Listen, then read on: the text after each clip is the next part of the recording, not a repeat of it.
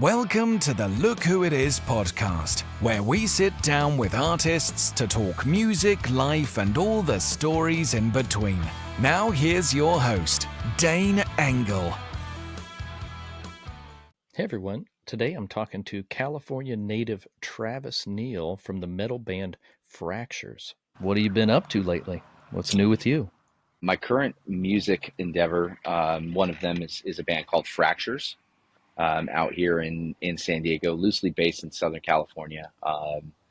We just released our second single through Cleopatra Records, and we did a cover, basically our own rendition of "It's No Good" from Depeche Mode. So we just put that out. Currently, kind of wrapping up our record. We're about halfway done with mixing. We have 10 more to go, and then tentatively setting it for a next year release. So that's kind of been it. We had one show that we did a couple weeks back where we debuted the single and released it, and then now it's just kind of the rest of the year. It's just focusing on getting this album done and released. Nice. And so that was the show you did with Fear Factory headlining that? Yeah, it was a cool Fear Factory show. We kind of jumped on it, and we weren't planning on doing any shows for the year or the rest of the year. We were going to focus on the record, and it was a good show.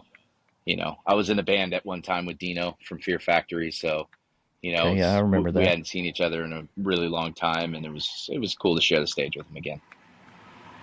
Yeah, takes me back, man. I used to listen to some Fear Factory. Oh yeah, me too, man. I grew up on that stuff. It was good. It was really good. So. Is that kind of what you've always listened to? You always been like a rock metal guy? Yeah. I mean, from the beginning, I was more into like, I don't know. It was like bands like White Zombie back in the day, and Metallica, and that stuff. And then when I kind of heard new metal and heard Korn for the first time when they put out their first record, and like Deftones came out with Adrenaline, and Cold Chamber came out with their first record, and it kind of changed everything. And I was very much into it. Got more extreme from there. But I would say over the last like 15, 20 years, I still listen to heavy stuff, but I love like pop music. I love electronic music. I love indie rock, singer-songwriter stuff. Yes, it's more so a broader spectrum now over the last, couple decades. But the roots are definitely in metal, for sure. Right. So that's kind of where it all started. It's funny you said Cold Chamber. I remember some Cold Chamber, the big truck. Yeah. I look back on those records, and I think about like the first Korn record, the first Cold Chamber record, the first Deftones record, and to me there was like nothing like that. It kind of had a vibe of its own, and it was fresh, and I still think that those albums, like, it's hard to touch those albums. But then with Deftones, at least, I always thought that, and then I heard Glassjaw, and I was like, oh, so that's where the Deftones came from. If you listen to old Glassjaw and listen to Glassjaw stuff, it's like, it sounds like the first Deftones record sounds like that a lot and stuff. But still, I mean, I think those records kind of stand on their own. That's why when you're like, I remember Cold Chamber, Big Truck, because it's like, there was nothing out there that sounded like that. It was just punchy, 3 chords, power chords, bar chords, and that's it. Just no solos, no double kicks, just in your face. I remember when Slipknot's first album came out. Yeah, that was huge. That was huge. And the fact that they were able to cross over, because you had Slipknot's first album came out, which is, to me, it was like a really heavy new metal kind of rock rap, because he rapped a lot.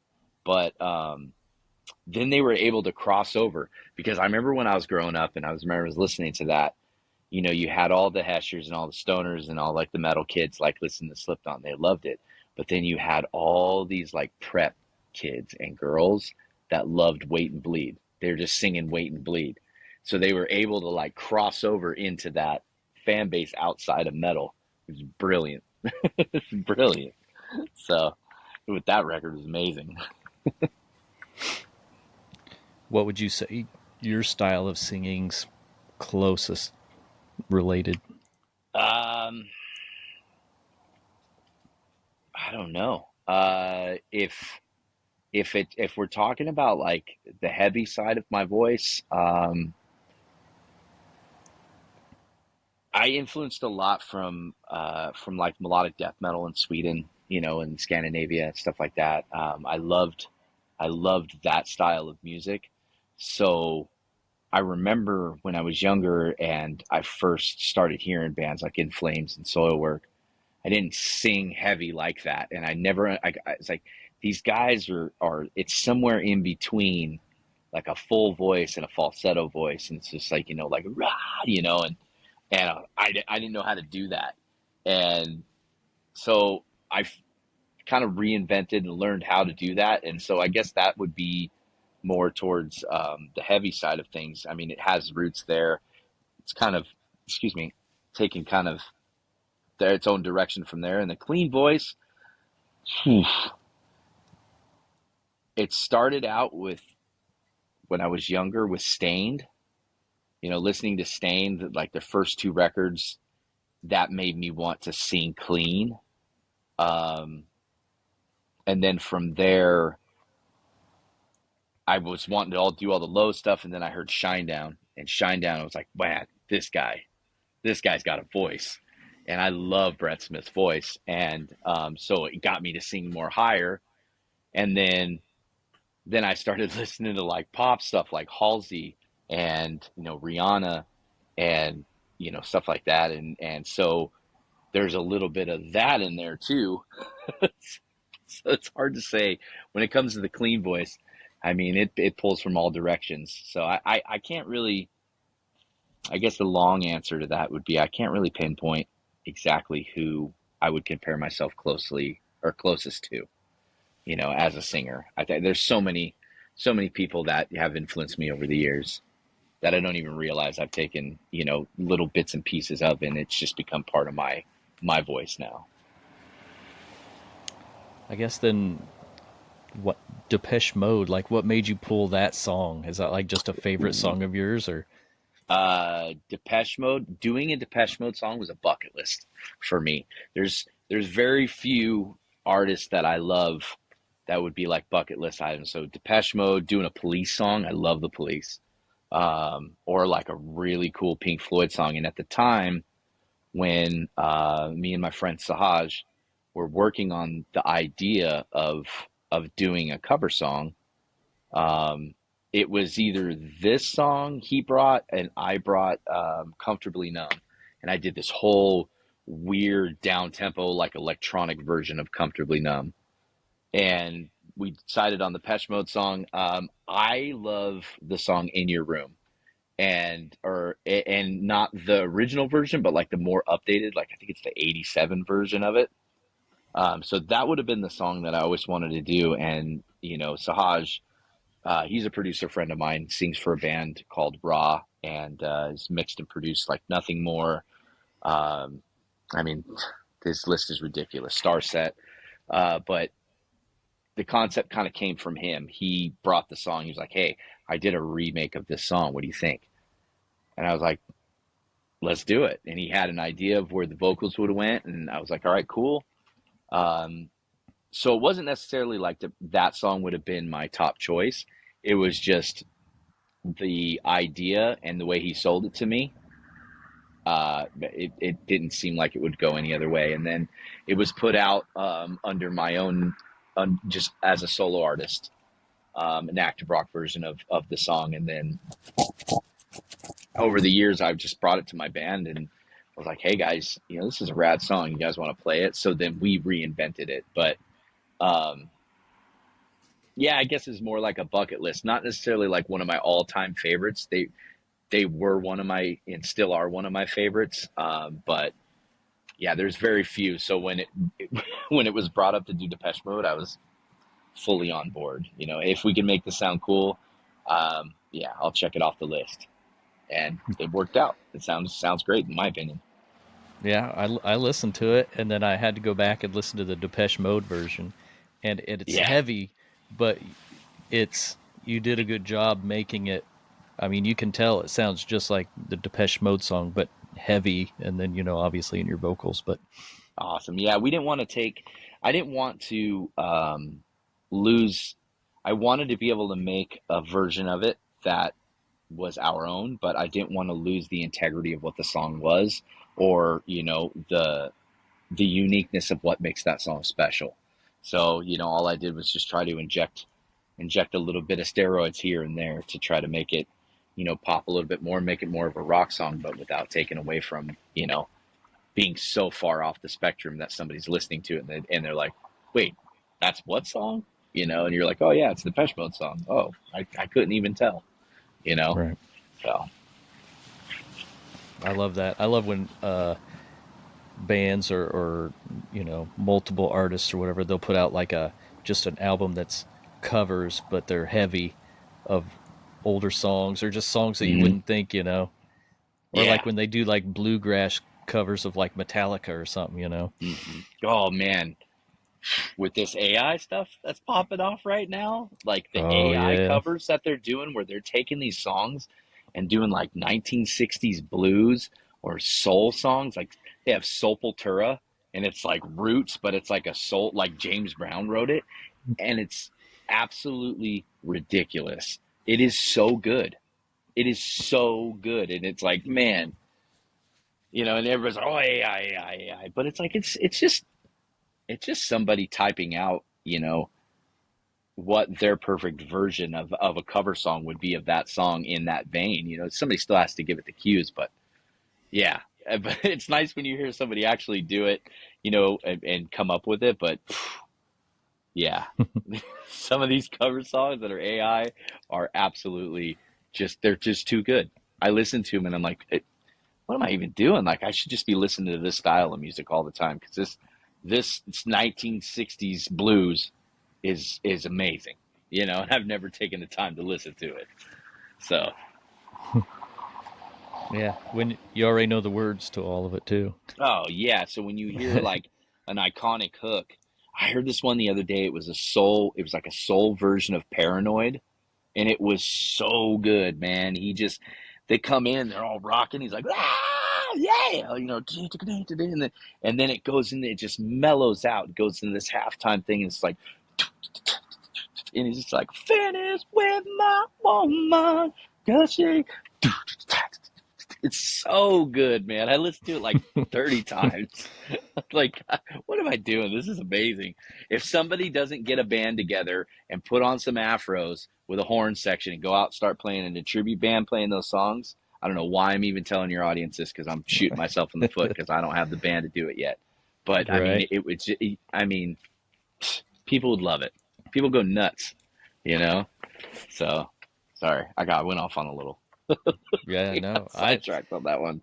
I agree because I mean it's not something that, because all that for like an actual band to learn and do it in that style would take forever. But if you could just type in these prompts and it generates it for hmm you, I mean, it's something It's you'd never even think of or know to even create.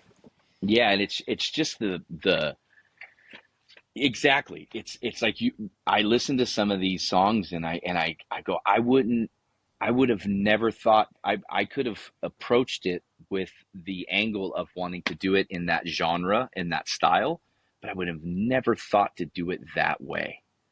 It's like so cleverly done, and it's so incredibly just like if the song had a hook in it before, once they redo this hook and they do it in this, it's just like some of them I'm like, I like this better than the original. I know it's blasphemy because it's AI, it's Skynet wrote it, but oh my God, some of it is so good. I'm just like, I'd rather listen to this than listen to the original.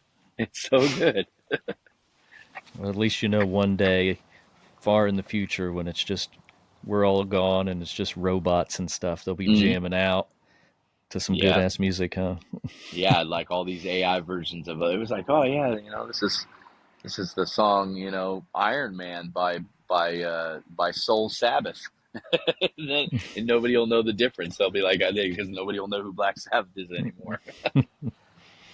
So It's interesting though. It's an interesting climate in music that we're living in right now. I mean, yes, the global climate is even more interesting, but just the climate of just music in general, and just all the new technologies, and it's happening so fast. It's just wild. It's wild to watch. Excuse me. Yeah, I mean, honestly, I wouldn't have been able to even do this if it wasn't for everything, and connecting with people Yeah, and man, it's hearing really their cool what you're music. doing. That's super cool what you're doing. I was like, I came across your profile, and I was like, man, this is awesome. I'd love to get on with this guy. This guy seems awesome, you know? And then when you messaged me, you're like, hey, don't forget. I was like, oh my God, I forgot that we even confirmed. Thank you for sending the message. That's so good. I yeah, can you got people that put their music out, and you can just go on and you can hear, you know, 30 seconds, and then you can automatically tell you're like, I'm going to like this band or Hmm. not, and then you can just look them up on Spotify and then listen to everything. And then everything's, you know, put out. A lot of them are independent artists, Hmm. so they can just put out their music whenever they want. A lot of people even just record in their own home and put it out. I mean, I don't, I think producers are very important. I think they do a great job. And I mean, some people, put out music and it, it's not that good Yeah, because it's it's so true. easy to put out. Yeah, it's definitely true. And I was anti-producer, anti anybody dipping their hands into like my songs and like my ideas of where I was going with the songs. And once I relinquished that like control, I just said, you know what, just let it go. I've The producers that I've had a chance to work with have literally brought the best out of me that I couldn't even imagine myself doing.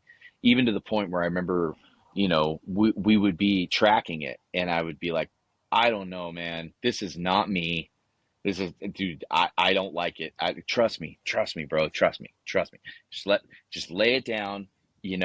I'm like, I don't even know. It's a weird key. Don't worry about it. Just trust me. And then I'll get the song back after they've mixed everything and like layered in with the backing layers that they're having me do that they hear that I don't think make any sense. And I'm just like, I can't believe that. I can't believe that's me. Wow.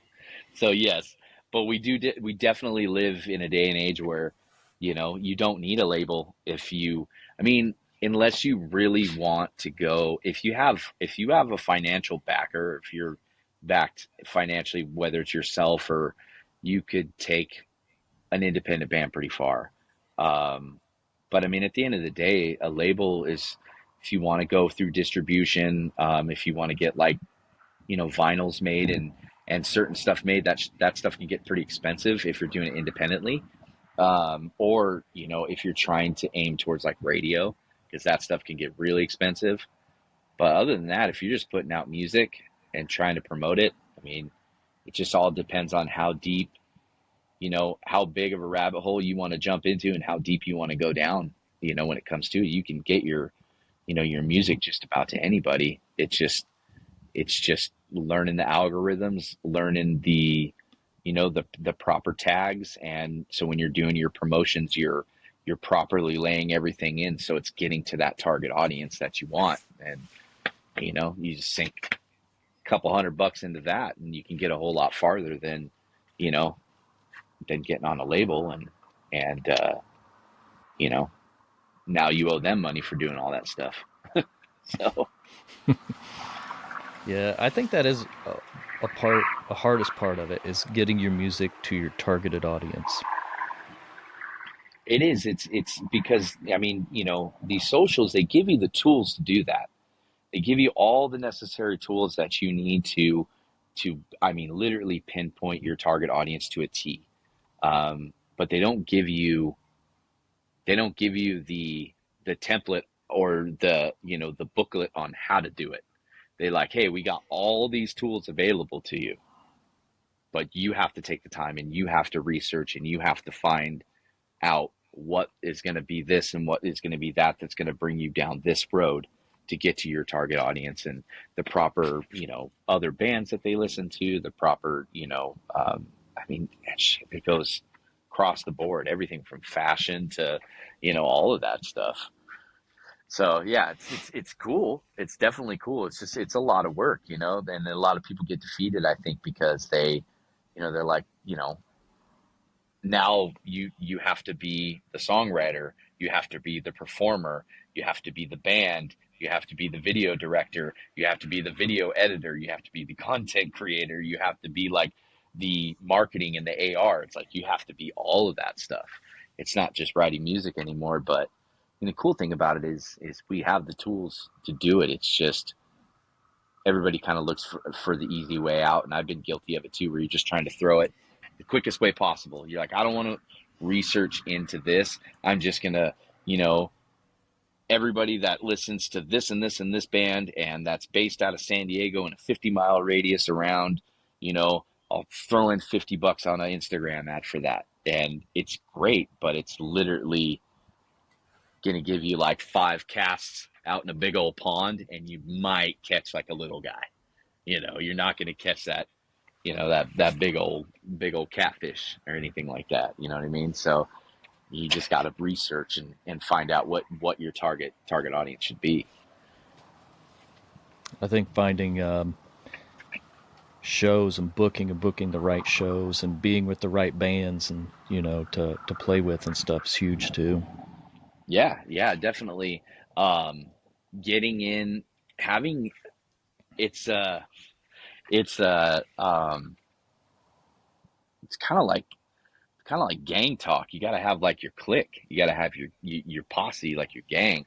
You have your brotherhood bands that are in your scene, and you're putting together shows with them. They draw, you draw, and that's great for local markets. That's why I've never understood why like people beef with each other in local markets. It's like beef of which band's better, or this band's better, or that band's better. It's like, man, you're in a local market. You're clawing, trying to get up the wall. The last thing you need is to make enemies crawling up that wall, because you're going to get up there a lot faster if y'all join hands and you make like the human ladder to get out of there. You know what I mean? And but yeah, and I love versatility on shows. I've seen a lot of good shows where it's kind of like all the same package and all the same bands.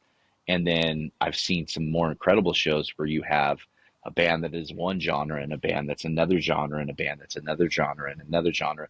Yeah, they all might be a metal band or rock or hard rock or black metal or death metal, but it's cool because then it doesn't sound like you just watched the same band 4 times.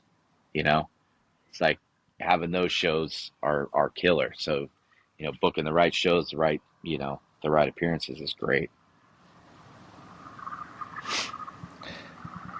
How much of your life do you think, like now, do you dedicate to music now? Like, is it everything you do? Well, I guess I always called it. I was always chasing the dragon. That's what just the terminology for it. So I would say there was a good part of my life about 8 years ago that it was all about the music. It was like that was it. And if anybody stood in the way, they were like removed. I had no loyalties to anybody that would stand in the way of what I was trying to create. And it was a shitty way of thinking, but I mean, that's kind of the mentality that I think you have to have in order to get into the industry. Because the industry, if you're not tough as nails in some way, shape, or form, it's not for everybody, and it will literally chew you up and spit you out like right away. And now, I'm more mature. I'm in my more mature years, and I still dedicate a lot of time. I have to balance now. Life isn't just being on the road all the time. So, I have a career here at home outside of music that I maintain, and you got your living situations and your bills and everything. But I would say instead of 100%, I'm probably around 65, maybe 70. I mean, my son's grown. I was a father at a young age, so my son's grown up and he lives in Hollywood, and he's doing music as well. So I don't have like small children at home. So I'm not not in a relationship. I don't have small children at home. So I'm like in my working years. So I'm just focused on like working, and when I'm not working, I'm working on music. So I can dedicate that 40 hours solid of my life and still have to life, and still have 60 hours of free time to make music still. And sometimes it's more productive than other times. Sometimes I'll go a couple months without even sitting down at the computer or picking up an instrument, just standard rehearsals. And like for instance, this month I'm on the the end steps of completing like 4 songs already this month. So I guess then maybe sometimes my life dedicated to music, it's at 60, then maybe sometimes it's at 20, and maybe sometimes it's at 30. It's kind of all over the place. But I try to stay at a solid 60, just keep up on everything and keep up with what's around me, the music, the genres, and maintain my instrument. So, what's your writing process like now then? Um, with with the band, what we do is a lot of times those guys will come up and they'll bring music to me, and because I prefer as a vocalist, I prefer to have like something solid to listen to. I like to be able to hear what the drums are doing. I like to be able to hear what the guitars and the bass is doing, and everything, like not just trying to write in a rehearsal space. I prefer to get the song and map it out from there. So that's usually how it works with the band. I'll do that. I'll go back, and then there's another singer as well. He's not like a second full-time singer, but he's not just a backup singer. It's like we kind of interweave in and out of each other. I figure if you're gonna have a two-singer band, you can't just have two singers singing what one singer could sing by himself. So we'll get together, and I'll bring an idea up, and then he'll come up with some stuff, and then we'll start weaving it in and out, and figuring it out from there. And then as for solo stuff, I have a solo band it's called Travis Neal and the Collective, and it's basically a lot of it is my music that I've written throughout the years that I've never really been able to play outside of just recording it, and then splashing a couple covers, and we make them our own. But it's a fully unplugged band, so we have an actual live drummer, but everybody plays acoustics. And with that, and with this music that I'm writing currently right now, I've been on this huge post black metal kick, like for like the last year. All I've been listening to, and I sat down. I was like, I want to write a black metal song, and I actually was able to play it. And I was like, oh wow, I've never written anything like this, and it actually doesn't suck. So I've been doing that. So those are usually what I like to do is I'll like to I like to map out the entire song first. Same as what I would kind of expect from a band to do before I sit down and write vocals for it. I'll write all the song, I'll listen to it, and then go back and change a couple things, and then listen to it for a couple days, and then go back and change a couple things, and then I'm good with it. And then I'll start writing the vocals, map out the melodies for it first, and then come in. I'll usually map out the melodies with just a raw vocal guide, just mumbling gibberish, but in key. And then I'll write the lyrics around that. So uh, it's it's definitely, I guess, more involved when you're writing by yourself or for a solo thing than when you're writing with a band. You're got the 5 or 4 other people involved, and then you got one person involved, and you're trying to like do it all. So challenge accepted. I still love doing it all. Where do your lyrics come from?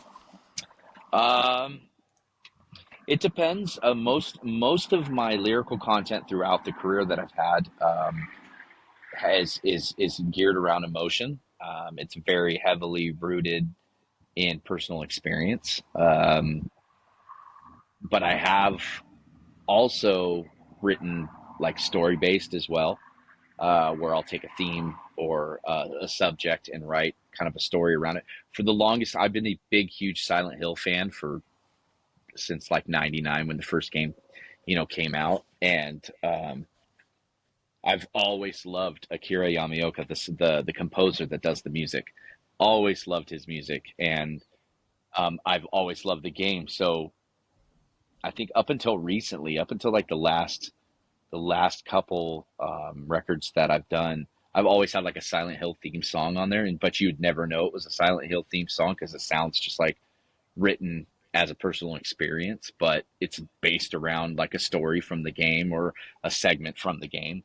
Um, so but lately with the Fractures record, it was it was a very difficult process. It took for those guys. We started working on music when COVID happened. Like everybody obviously was out. We were like, okay, well, we have a couple. We just we released an EP. We have a couple new songs. Like we want to write a whole record. We got downtime, might as well. Um, and so 2000, 2001, these guys are just pumping out music, and I couldn't for the life of me like come up with anything for like a year. And I mean, it got to a point where I was calling them and I was having a meeting with those guys, and I was like, "Hey, look, I'm just trying to be an adult about this, and I'm trying to be as mature as possible, but I just don't feel like I'm bringing to the table my 20% of this 100% band, um, and I think I'm holding you guys back." And they were like, "Man, no, it's all good.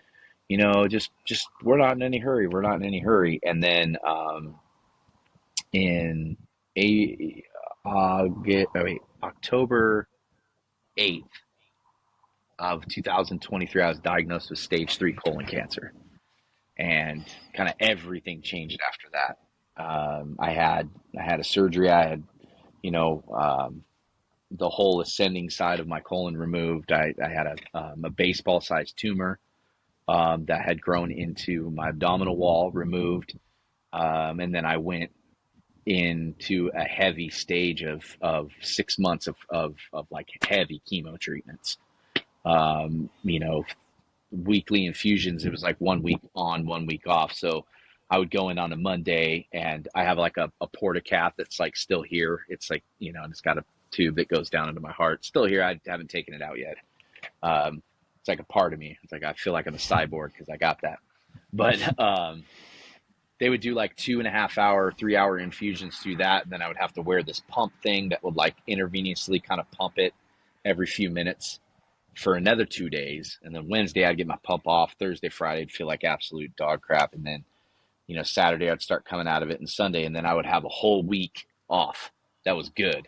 And I was getting disability, and I was off like paid for 11 months, and my disability checks were like pretty decent because I had a prevailing wage project that I was on prior to going out. So like I was living good, and it sucked. So in that time that I'd have on the good weeks, I would use a lot, or utilizing that to kind of still keep up, with music and stuff. I couldn't play guitar because I had really bad neuropathy in my hands, so I couldn't feel my fingertips. I couldn't feel the pads of my feet. I'd walk, my balance was all off, but I'd still like try to play, and I'd still try to keep going. And taking drive out to Joshua Tree, which is like 2.5 hours away, 3 hours away, and just kind of for it sounds hokey, but just be able to leave everything and leave all the stuff that's going on at home with the treatments and stuff, and just be able to just kind of like take it in and feel the energy of that place. That place is amazing. So about 2 months before I finished my last round of chemo, I started going over to the bass player's house to track vocals. It's like, hey, we really need to get these vocals done. They're like, yeah. And you know, obviously they would have given me the time that I needed. And I was like, I'm feeling like I can do it. I'm feeling like I can do it. And, because we did with the record, we recorded the drums in a recording studio. All the rest was recorded on our own DAWs at home, you know, through Pro Tools and everything. And then we sent everything out to be mixed and mastered, and we edited everything ourselves and everything. So naturally I was tracking vocals at the bass player's house, and like we just queued up one song, and it was like a fire hose, man, like just wide open. There was no corks, no blocks. I recorded 3 songs that first day, vocally wrote them, mapped them all out, wrote all the lyrics, wrote all the melodies, tracked them. Track 1, did the same thing again. Track the second, did the same thing again. Track second, and it's been like no looking back since then, you know. So um, it's it's been a wild journey, you know, with the whole like writing process with this band, you know. It came to a point of breaking, but like, you know, I'm not gonna sit here and say, you know, certain things in life didn't change me, but I think it just made me um, appreciate what was in front of me even more. And because before I got sick, I was struggling a lot with depression, and like the home life wasn't good. I was in a very chaotic relationship, and you know, was trying to break free and whatever the case may be, and so it was just stifling altogether. And I think it just made me like realize that, you know, when you get when you get sick like that, and you're like your health is compromised, and you're like, oh shit, like I might die. You know, I'm like making last, you know, final life arrangements in the event. It was like all the other stuff, no matter how big it is in your life, you know, your bills, your relationships, you know, just as much as it sucks, it's so small, you know, it becomes so minuscule. So after that, it was just like, man, all this shit doesn't matter. Like this matters. This is what's cool. This is why I'm here. This is what I do. This is what I set out to do when I was like 15 years old, and I got my first bass, and I said, I want to play music. That's what I want to do. So, you know, I think I needed that jump, that kick. I don't know where we got off talking about that or where it led into. I got a pretty scattered brain sometimes. But yeah, I think it all kind of tied in with the songwriting, right? Yeah. No, dude, that's Okay. great. Yeah. No. So you guys gonna come out next year with this album? You gonna do a tour? I don't know. That's a good question. We got, you know, when kind of signing on with Cleopatra, it was something that was very unexpected. I don't think any of us were trying physically to get a record deal. And when they just came out and offered us, and we were just like, huh, sure, that sounds great. And the deal we have with them is great. It's a distribution deal, so it's not anything too crazy. But I think now that since a deal is in place, that it probably, you know, it would be wise to support the record with some touring. Um, so I don't know. It just all depends. We're still very independent. We're self managed, you know. We've worked with some producers, but mostly self produced. You know, other than if the label wasn't involved, we would be fully, fully self supported. So right now we're trying to lock down a good manager, and either a booking agent or a manager that might, you know, book as well. So I think once that's in place, you know, once we get the right manager, it's going to kind of be like, you know, shit or get off the pot. You know, a real manager is going to be like, all right, cool. So when are we going out on the road? You know, because obviously his job is to manage and to drum up work. So he gets paid when we get paid. And if we're not doing any of that stuff, then nobody's getting paid. So, um, you know, I definitely think it'd be cool. But you know, we're definitely gonna going to seek out the right tour with the right, the right area, the right geographic locations and stuff like that, instead of just kind of jumping on the first thing that comes along. I think that we're not kids anymore, so we have to kind of pick and choose our battles a little bit, the ones we decide to take on. So, but I don't think it's out of the question. It would just, it's not confirmed yet. Now, I'm sure where you're at, though, there's probably plenty of places pretty close. I mean, within at least a couple hours that you could go. Yeah, we could do like little mini runs. There's a friend of ours, a band out of San Diego. It's called Cascade Effect, and that's kind of what they do. They'll book out and do a couple shows in Arizona for the weekend, or do Vegas, Arizona, New Mexico, or so on. San Diego, LA, San Francisco. So yeah, I mean, everything's relatively close to here. I mean, well, in San Diego, where our drummer is in LA, so LA is like 2 hours away. Our bass player lives halfway in between LA and San Diego, so those markets are definitely attainable. It's like 6 hours to Phoenix. It's about 5.5 hours, 6 hours to Phoenix, 5.5 hours, 6 hours to Vegas. San Francisco is like about 10 hours away, but it's not far fetched to go. I mean, you can hit those markets. I mean, if you really want to go far, you can go out to Salt Lake City, or you can go, to New Mexico or Texas, but everything's just kind of, just all depends on, how and, how to plan the route and go. So luckily we're not somewhere like in North Dakota where everything's like so far away. You can play places, but you're going to drive a day to get there. You know what I mean? So exactly.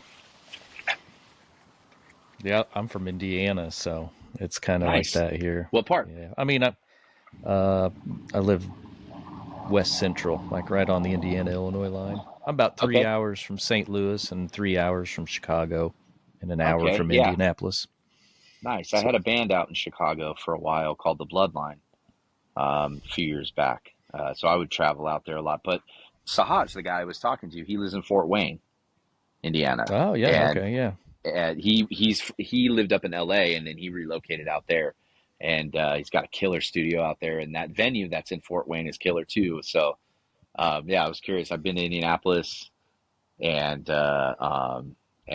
played in Fort Wayne. I probably played a couple other places there. I just don't remember because they were smaller.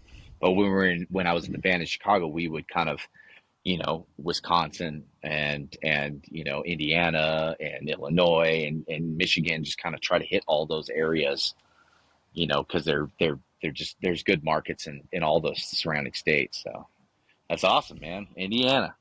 I mean, California's cool, man, but it sure sucks right now.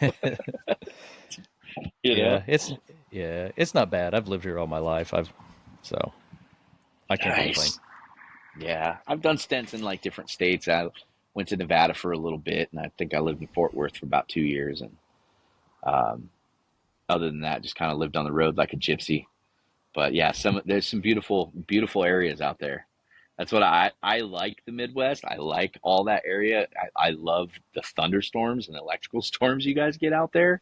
It's amazing. It's amazing. So every time, I haven't been back in a long time, but hopefully one day I'll go back and visit some friends or something, or maybe roll through on the road. Yeah. You have to come to Indiana on your tour.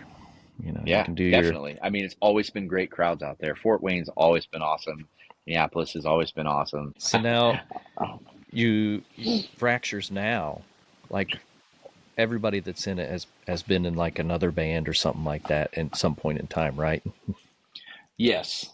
Every a couple of us have been in bigger bands than the other guys, but we all have experience when it comes to we all just didn't get together and just start a band. We've all been kind of around the block a couple times. Unfortunately, for some of us, a few more than others. Do you think that's like helps you guys? Like, because I mean, obviously, you all kind of know what you're getting into.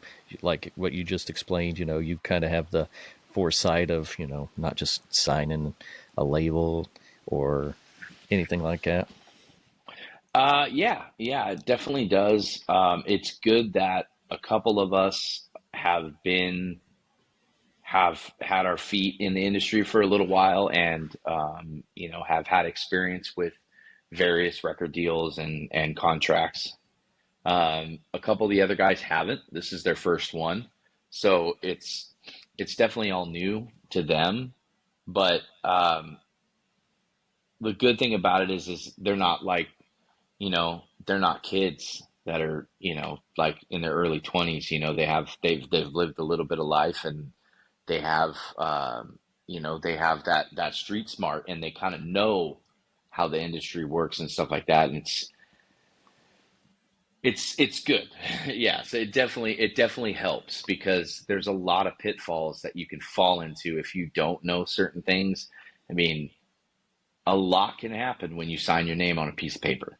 Like, there's it's always, you know it's always like the carrot dangling in front of you, that gets you to the giant treasure chest, but all that small print is all the thorn bushes, and all the dead ends that you're going to run into on your way to getting to that treasure chest, like all the pitfalls and stuff. So it's good to know that stuff, because some of that stuff could potentially really really hurt you as an artist. And I mean, time is always told. I mean, we all know of a story from some band that got screwed out of screwed out of money, or, you know, contracts or whatever, just by making bad deals. And there's a lot of great artists that never really got off the ground because they signed bad deals. So it's good to know.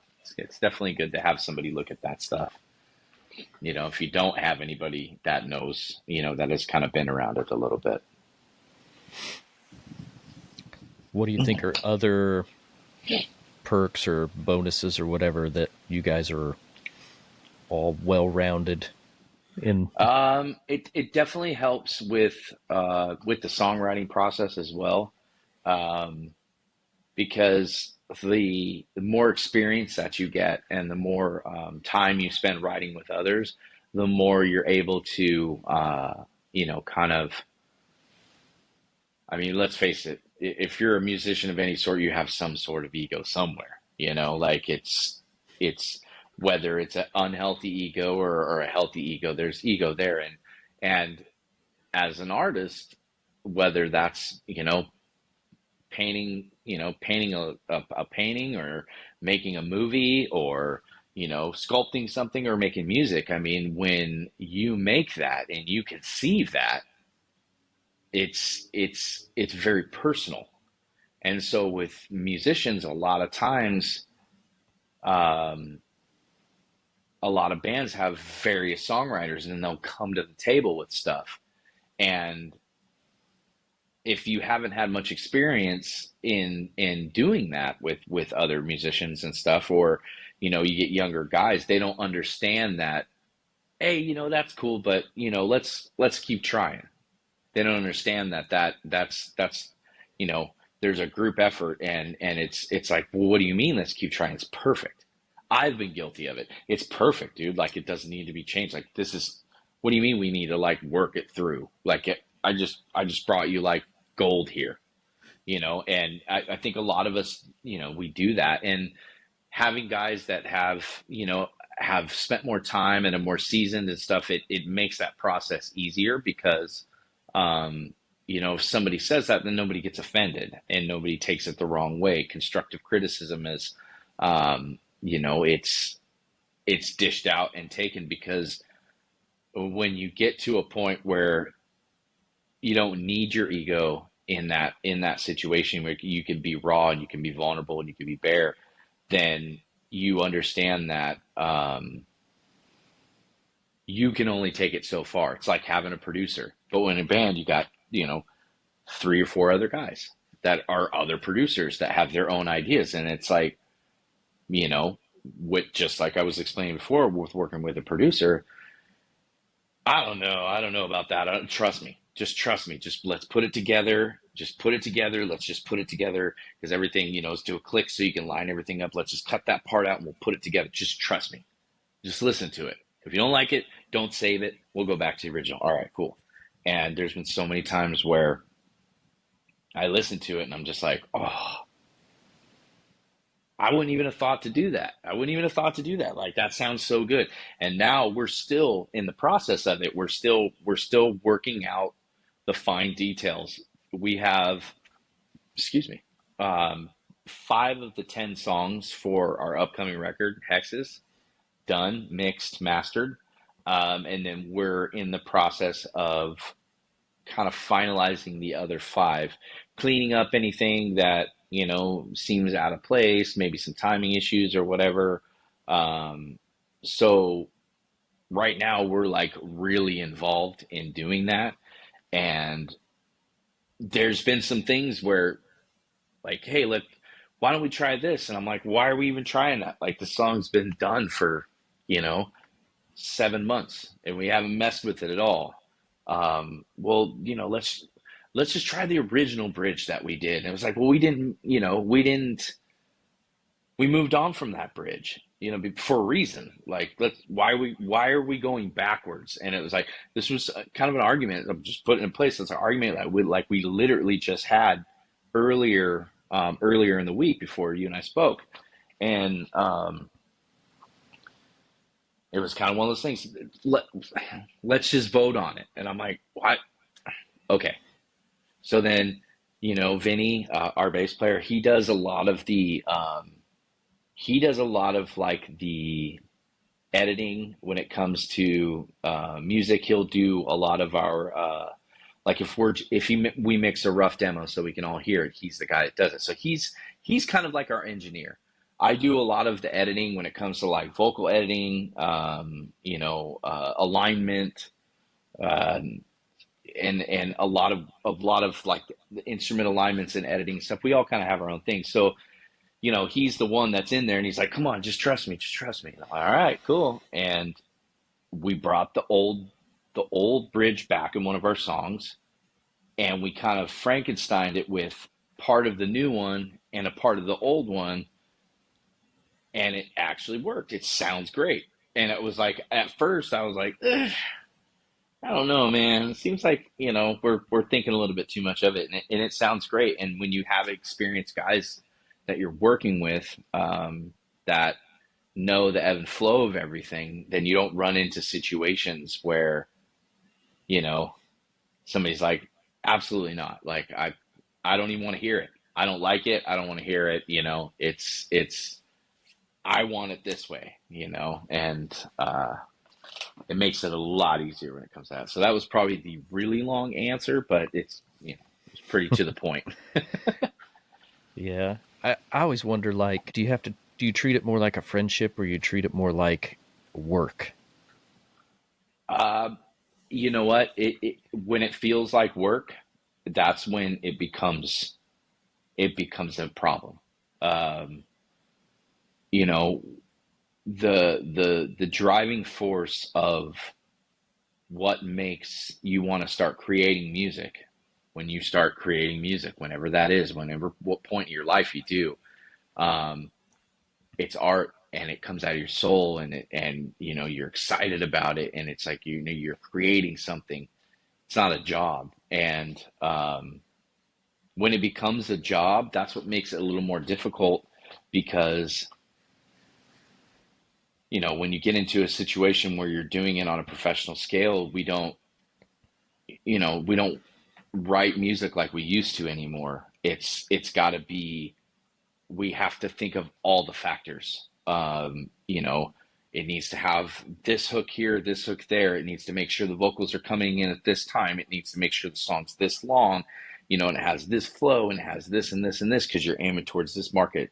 And it becomes like a big deal, and you lose track of it. And so now, um, I think at first when we started together as a band called A Hero Within, and then as we started progressing through our music and writing new music and stuff, we just, especially during COVID, actually, we felt it was the right time to rebrand. That's where Fractures came from.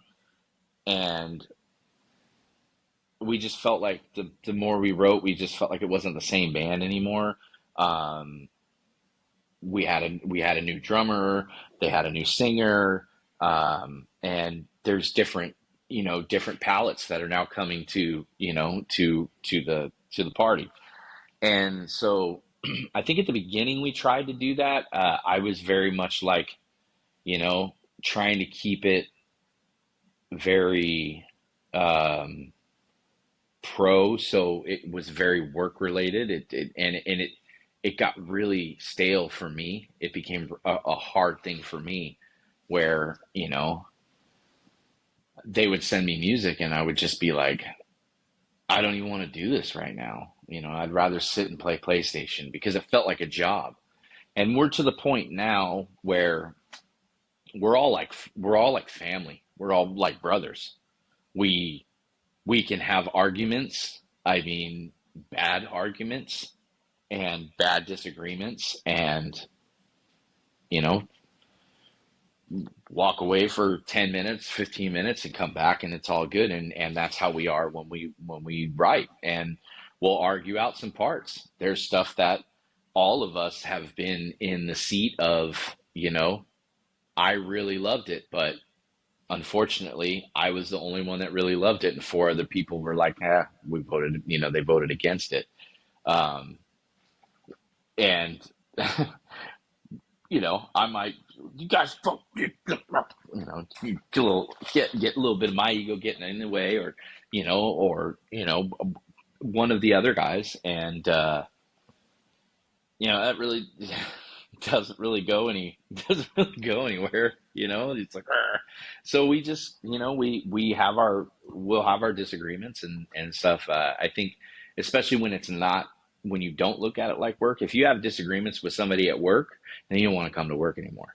If you have like a verbal altercation with your boss, he's going to tell you, kick rocks, or you can't tell your boss to go f off. You know what I mean? So it's like, when it's a work environment, I don't think it serves anybody. You have to always keep that mentality of, remember where you came from. Remember what started it. Remember what fueled you. What was, you got this blazing fire now, but you got to remember, when you were stoking it, and like, on that show Alone, you're out in the woods just trying to, start your fire with a little stick and some moss. You just got to always remember that. So yeah, I think that our dynamic now is very streamlined to what we do, and we look at each other like, I look at those guys. I would trust them with my life. I would trust them with, handling my final wishes if I had to, because they know me just like I know them. I feel like I've known them my whole life. I've cried in front of them. I've screamed at them.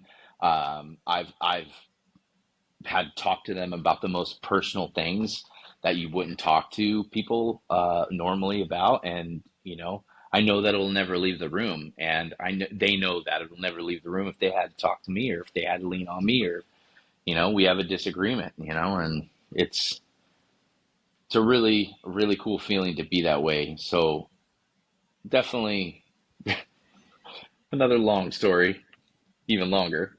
I would say, not work, brotherhood, not just friends, actual, like, brothers from other mothers. So, Then how about your guys' sound? Like, do you all pretty much have the same sound that would, like, when you make the music, you're like, yeah, it's got to be heavy here, and it's like, it's got to have this much, like, scream, this much, singing. no, because we all come from different avenues. I don't think that there is an artist that we all collectively listen to every day. That's one of our favorite artists that we all collectively listen to. Like, our favorite artists and our influences are so different between all of us. So a song I bring to the table might not be the same style song that Nolan brings to the table, or Esty brings to the table, or Vinny, or Fred. You know, so I don't think we set out to do anything. It's just we just come to the table with what you're feeling that day, and hey guys, I popped out this idea, and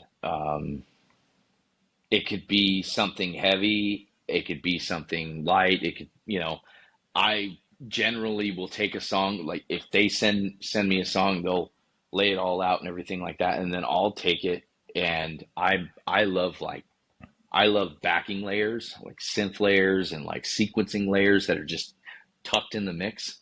I love backtracks, and I'm not ashamed to say backtrack. And everybody's like, "Wow, yeah, well, backtracks," It's like, um, I love backtracks. It's to have a full orchestra or a synth player or somebody that's not another member in the band that, you know, because that's a really hard thing to find, is a really good synth player.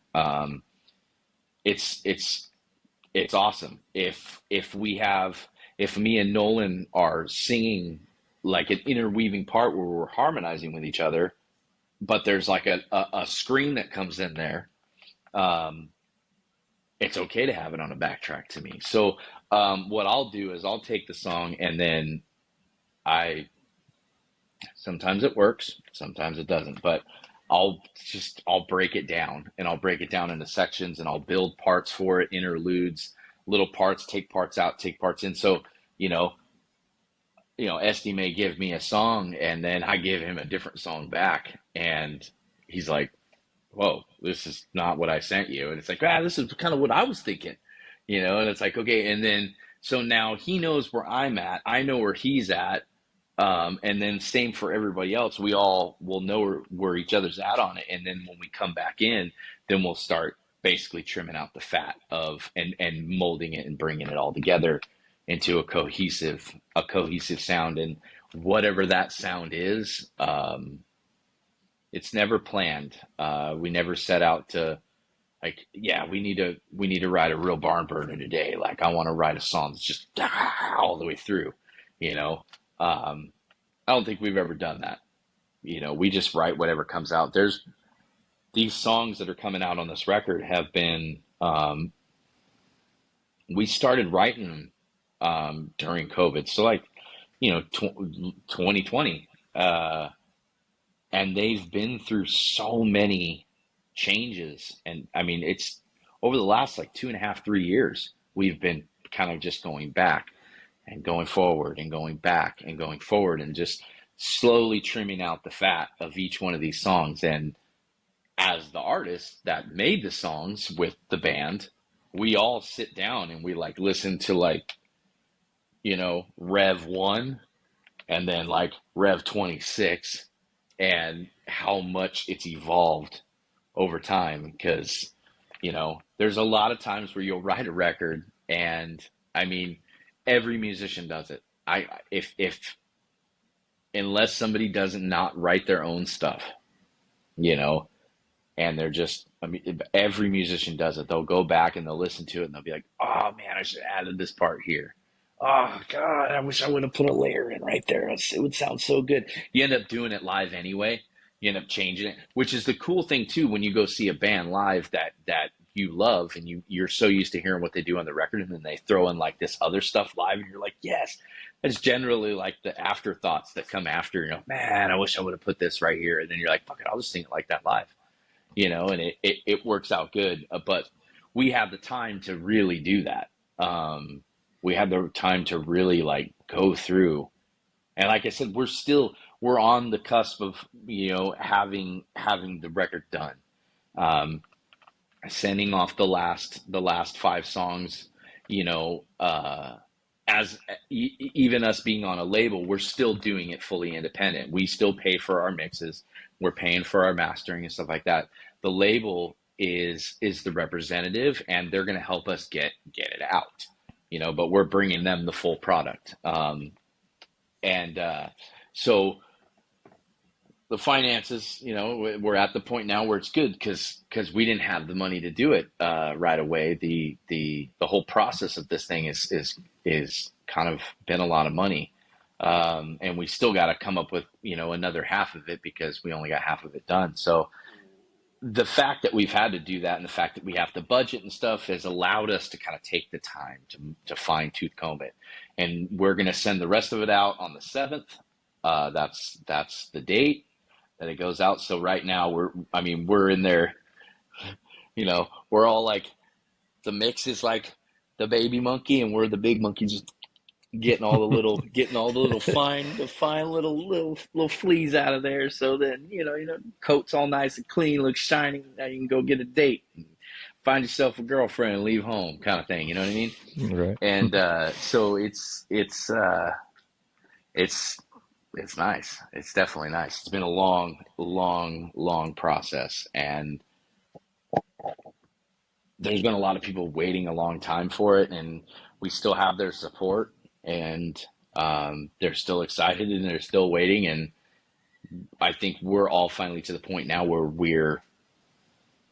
we're just as excited to release it as I think people are as excited to hear it, because they've been waiting on it for so long. It's usually you wait on something for long enough, you kind of lose interest. And we've had like some of them drop off, but where one door closes, like three more open, and people are stoked. So we're stoked. I mean, this thing is going to be, it's like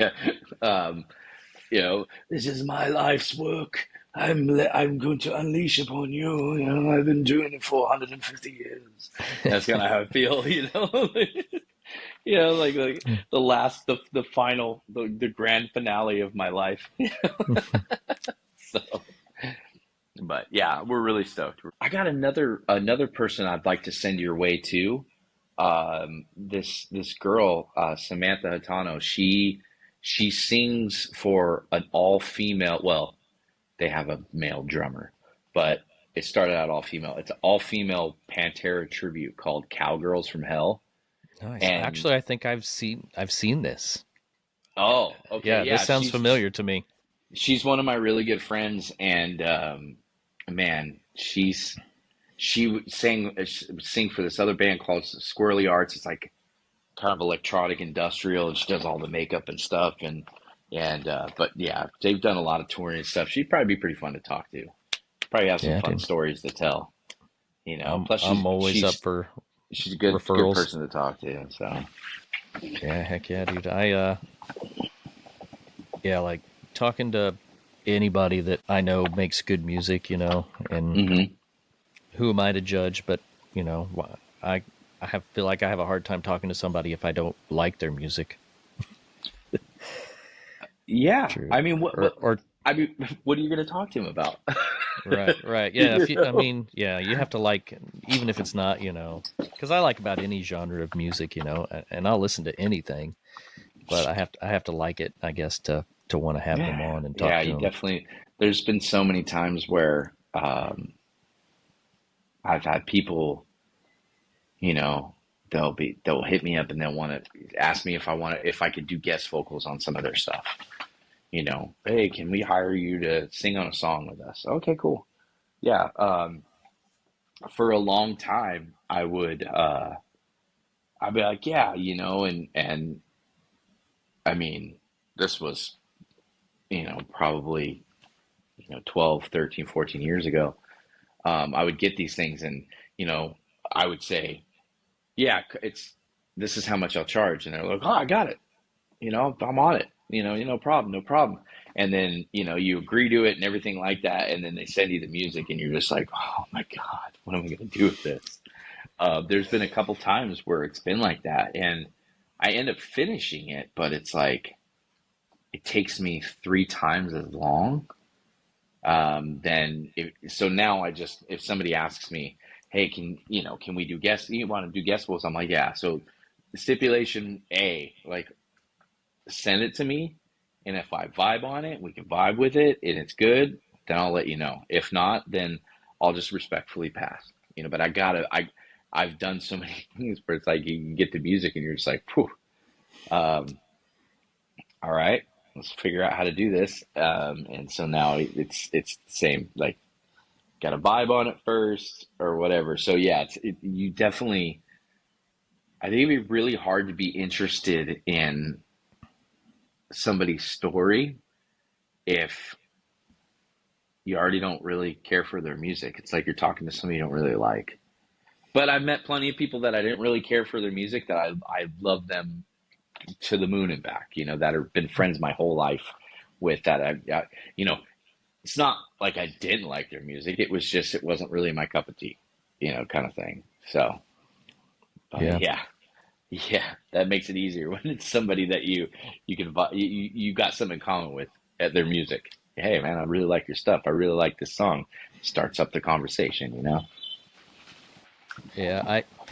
And I've had a lot of different genres and different people, but usually I think like the age range is usually about the same. So that's going to change for me here soon, and it'll be interesting to see how that goes. But yeah, so like usually everybody's probably within 5-10 years of my age. It's not like I'm talking to Hmm. somebody that's 30 years younger than me or 30 years older than me or something like that. But so that'll be interesting. But as long as I still like and appreciate their music, I think it'll make it a lot easier. Yeah, yeah, that is gonna be a trip when you're talking to somebody that's like 19, 20, and they're totally making traction and getting going, but they're at a young age, like the whole train of thought is gonna be foreign. You're just gonna be like, wait, what? But Yeah, you got kids, so you understand. But they're not like teenagers or 20 right. years old, 21, and trying to make a career for themselves. Like I've been working with my son since he was 16.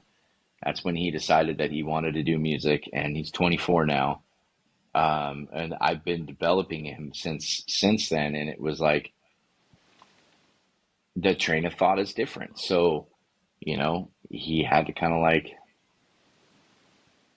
it, he had to kind of like make his own mistakes. I could tell him, hey, don't do that. It's the same thing as like you tell your kid, like, hey, don't grab that plug with wet hands, you're gonna get zapped. And they'd be like, and then I'm crying and shit. So it's like he kind of had to make his own way, and it was hard at the time. I remember talking to him about it and trying to explain to him, and it's like, well, no, Dad, you don't understand. You're old head. You're an old head. You don't understand. It's like you come from a different time than I do. You don't Things are different now. But I'm like, it's not real different. I'm just trying to like kind of save you from falling into some of the traps that I fell into. Yeah, I got it. So it's gonna be it'll definitely be an interesting thing when you get like some of these younger artists, that haven't had the experience yet and they're just getting their toes wet.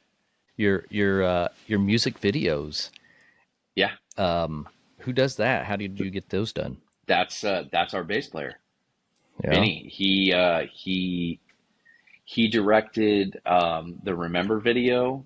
He directed and made the Great Barrier video, which is all green screen. And then he was able to like kind of put us where we needed to be and got some footage together. And then when we did Blackheart Serenade, that was the first time like Fred had been involved, the drummer, as an active producer. Vinny was able to just kind of like kick back, but he does all the drone stuff. And we had this other guy, Darren, that was amazing.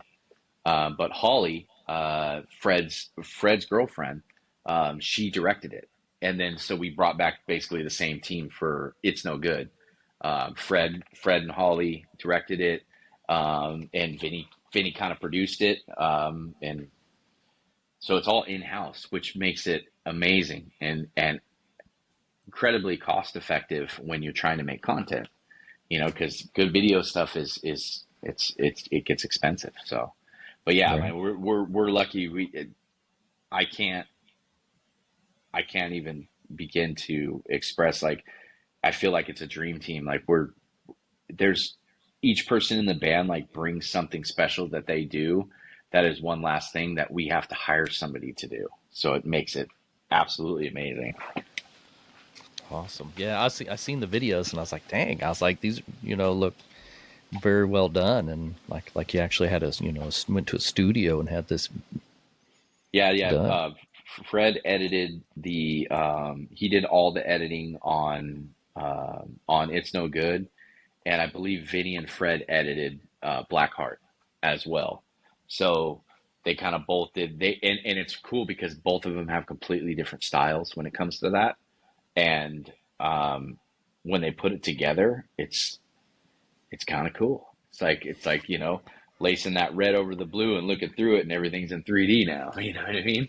So it's Nice. it's super cool, man. It's super cool. All right, man. Well, I'm gonna let you go now. But All right, brother. Well, all you right, have a good man. night. Thanks again, dude. It's awesome talking to you as always. Heck yeah, yeah. I'll keep in touch, man. All right. Talk to you soon, All right. brother.